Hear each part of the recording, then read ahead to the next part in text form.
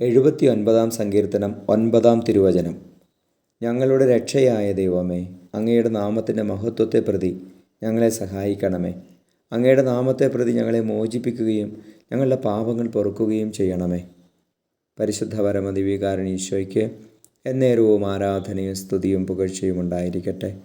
ഈശോയെ സ്തുതിക്കുന്നു, ആരാധിക്കുന്നു, നന്ദി പറയുന്നു. എത്രയോ വലിയ സ്നേഹം അങ്ങ് ഞങ്ങളോട് കാണിക്കുന്നു.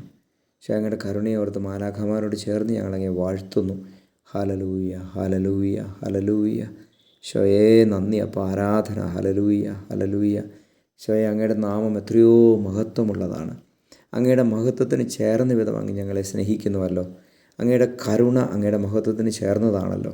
ഞങ്ങളുടെ പാപങ്ങൾ പുറത്ത് ഞങ്ങളെ മോചിപ്പിക്കണമേ.